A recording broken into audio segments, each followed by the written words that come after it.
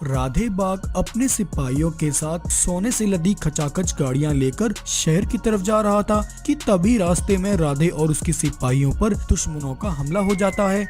राधे के सोने से बने ट्रकों में तेज धमाके होते हैं और उस धमाके के साथ उसका सारा सोना नदी में बह जाता है। राधे जब धमाके के धुएं से बाहर निकल कर आया तब उसे अपने सामने एक पत्र मिला जिसमें लिखा था, ये तो सिर्फ एक छोटा सा ट्रेलर था, आगे देख तेरे साथ क्या कुछ होने वाला है। अगर तू खुद को और अपने सिपाहियों को जिंदा देखना चाहता है तो तूने जो मुझसे छीना है उसे मुझे वापस लौटा दे। तेरे पास 48 घंटे का समय है। अगर तूने मेरी बात नहीं मानी तो अपना अंजाम भुगतने के लिए तैयार रहना। उस पत्र को पढ़कर राधे के चेहरे की हवाएं उड़ जाती हैं, उसके माथे से पसीना बहने लगता है। लेकिन राधे का ये दुश्मन कौन है जिसने आज राधे पर अचानक हमला कराया और उसकी राधे के साथ कैसी दुश्मनी है, आइए जानते हैं।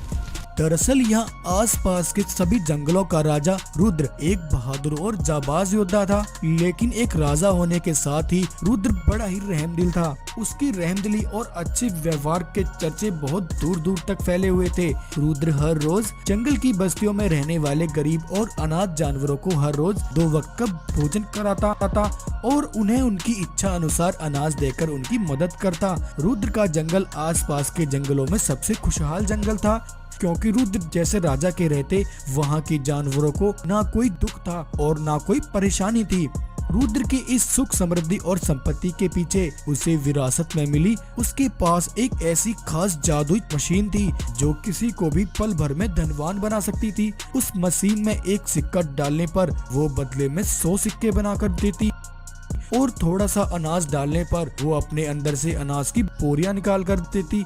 उस चमत्कारी जादुई मशीन की वजह से रुद्र आज आसपास के जंगलों में सबसे धनवान राजा था। जब रुद्र का नाम और शोहरत चारों तरफ इतनी फैल गई तो पास के जंगल में रहने वाले कांचा बाघ को ये चिंता सताने लगी कि कहीं उसके जंगल के जानवर भी बाकी जंगलों की तरह रुद्र को ही अपना मसीहा ना मान ले। कांचा की ये चिंता दिन प्रतिदिन बढ़ती ही जा रही थी, क्योंकि उधर रुद्र का नाम और उसकी ताकत बनने लगी और उसे सब जानने लगे। यहाँ तक कि रुद्र के वो दुश्मन जो कभी उसके खिलाफ हुआ करते थे वे सभी रुद्र के आगे अपना सर झुकाते। लेकिन रुद्र का स्वभाव कुछ ऐसा था कि वो अपने दुश्मन को भी अपने दरवाजे से कभी खाली हाथ नहीं लौटाता था। एक बार जब रुद्र जंगल में गरीब और मजलूम जानवरों को अनाज बांट रहा था तभी जानवरों की भीड़ में कांचा के कुछ सिपाही वहाँ मौजूद थे। रुद्र की उस जादुई मशीन से खटाखट अनाज की बोरियां निकलते देख कांचा के सिपाही हैरान हो गए और वो फौरन अपने सरदार कांचा के पास पहुँचे। सरदार, मैं जानता हूँ आपके दुश्मन उस रुद्र के नाम और संपत्ति के पीछे आखिर क्या कारण है। हमने उस राज का पता लगा लिया है।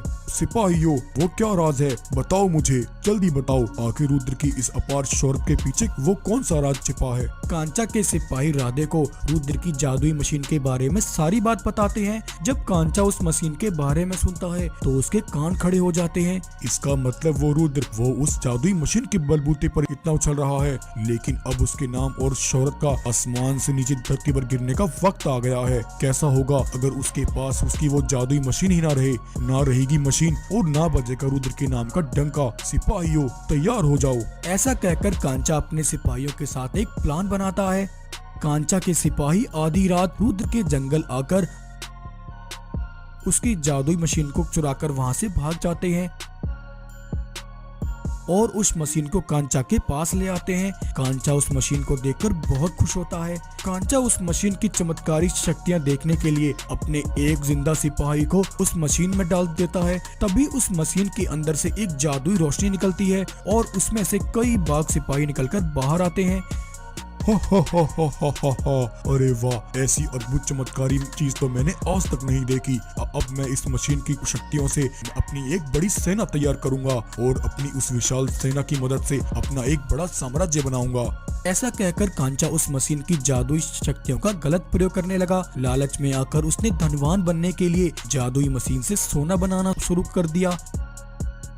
वहीं दूसरी तरफ रुद्र की जादुई मशीन चोरी होने से कुछ दिनों में रुद्र के पास से उसका सारा धन और अनाज खत्म हो गया और धीरे धीरे उसके जंगल में गरीबी बढ़ने लगी। और इसी मौके का फायदा उठाकर कांचा एक दिन रुद्र के जंगल पहुंचता है और उसके जंगल के सभी जानवरों को इकट्ठा करता है। मुझे तुम्हारी हालत और गरीबी पर तरस आता है। तुम सब अपनी आंखें खोलो और देखो, एक राजा के लिए सबसे पहले उसकी प्रजा होती है। अगर वो अपनी प्रजा को भरपेट भोजन नहीं खिला सकता और उनकी जरूरतें पूरी नहीं कर सकता तो उसे राजा रहने का कोई हक नहीं है। इसलिए अब वक्त आ गया है, तुम्हें एक नई राजा की जरूरत है। इसलिए आज से इस जंगल का नया राजा मैं हूँ। आज से मैं तुम्हारी गरीबी और तुम्हारी सारी जरूरतें पूरी करूँगा।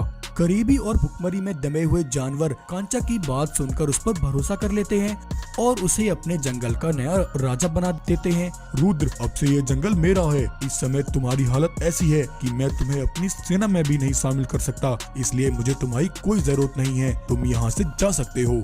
ऐसा कहकर कांचा रुद्र को उसी के जंगल से निकाल देता है। रुद्र अपना जंगल छोड़कर एक दूसरे जंगल आकर वहां रहकर अपना गुजारा करने लगा। अब इस तरह समय यूं ही बीतने लगा। उधर दूसरी तरफ कांचा के राजा बनते ही उसका असली रूप सबके सामने आने लगा। उसने राजा बनकर जंगल के मासूम जानवरों पर जुल्म और अत्याचार करने शुरू कर दिए। वो जंगल के गरीब जानवरों को अपना गुलाम बनाकर उनसे सारा दिन काम कराने लगा और जो कोई उसकी बात न मानता तो वो उसे बड़ी भयानक मौत देता। कांचा का जुल्म हर दिन बढ़ता ही जा रहा था। एक दिन उसके जुल्मों और अत्याचारों की बेड़ियों से निकलकर एक बूढ़ी गाय रुद्र के पास पहुंची और उसने वहां जाकर रुद्र को सब बता दिया।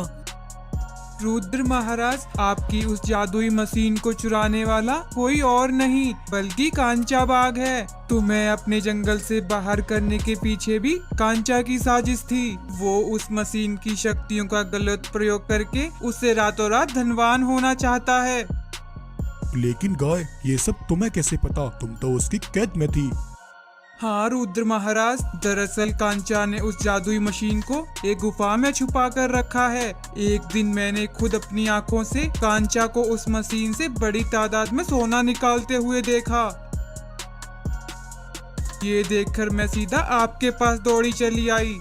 रुद्र अब सारी सच्चाई जान चुका था कि कांचा ने उसके साथ धोखा किया है। गाय, तुम सब चिंता मत करो। उस जालिम कांचा ने लालच में आकर मेरी मासूम प्रजा पर जो जुल्म किए हैं, मैं उस जालिम से उसका पाई पाई का हिसाब लूंगा। और इस तरह रुद्र ने कांचा के मन में अपना डर बनाने के लिए बीच रास्ते में उसके सिपाहियों पर हमला करवाया और कांचा को एक पत्र भेजा। उधर कांचा अब उस पत्र को पढ़कर परेशान हो गया। आखिर मेरा ऐसा कौन सा दुश्मन पैदा हो गया जिसने सामने आए बिना मेरा करोड़ों का नुकसान करा दिया।